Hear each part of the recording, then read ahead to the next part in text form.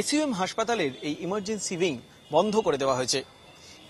এই বিল্ডিং এরই দ্বিতীয় তলে 20 জন মানুষের মৃত্যু হয়েছে আগুন লাগার ঘটনা এবং আগুনের ধোঁয়ায় দম বন্ধ হয়ে এতগুলো মানুষের মৃত্যু হয়েছে বলে দাবি করছে হাসপাতাল কর্তৃপক্ষ।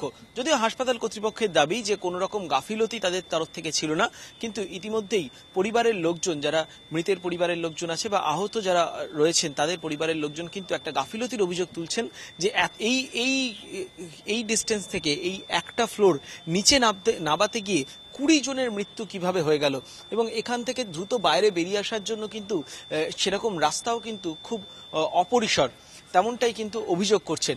পাশাপাশি এয়ার ইন্ডিয়ার তরফ থেকে এখানে নোটিশ দেওয়া হয়েছে, যারা এখানে এখনো পর্যন্ত যারা অসুস্থ রয়েছেন অন্যান্য হাসপাতালে বা এই হাসপাতালে রয়েছেন, তারা যদি দিল্লি এবং মুম্বাইতে বেটার ট্রিটমেন্টের জন্য যেতে চান সেক্ষেত্রে বিনামূল্যে রোগী এবং তার আত্মীয় স্বজনকে বিনামূল্যে টিকিট প্রোভাইড করবে এয়ার ইন্ডিয়া। হাসপাতালেও সেই নোটিশ দেওয়া হয়েছে এবং তারা বিভিন্ন জায়গায় সেই ইনফরমেশন পৌঁছে দিয়েছেন সরকারি মাধ্যমে, যাতে এখান থেকে যদি কেউ দ্রুত নিয়ে যেতে চায় অন্যত্র পেশেন্টকে, তাহলে তার ব্যবস্থা করা হবে। হাসপাতাল পরিসরে শুধুমাত্র এই যে বিল্ডিংটি রয়েছে এই বিল্ডিংটিই কিন্তু বন্ধ করে রাখা হয়েছে, বাদবাকি জায়গায় কিন্তু কাজ একেবারে সুষ্ঠুভাবেই চলছে।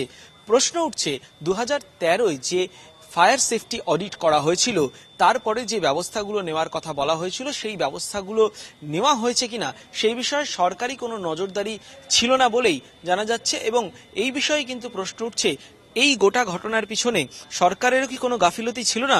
এখনো পর্যন্ত সরকারের তরফ থেকে জানানো হচ্ছে, ফায়ার সেফটি ডিজি জানিয়েছেন যে কোনো রকম ক্রিমিনাল নেগলিজেন্সি তারা খুঁজে পাননি গোটা ঘটনায়, তবে গোটা বিষয়টা তদন্ত চলছে। সরকার একটি কমিটি তৈরি করে তদন্তের নির্দেশ দিয়েছে। ক্যামেরায় কিশোর মালাকারের সঙ্গে সমিত সেনগুপ্ত, এবিপি আনন্দ, ভুবনেশ্বর।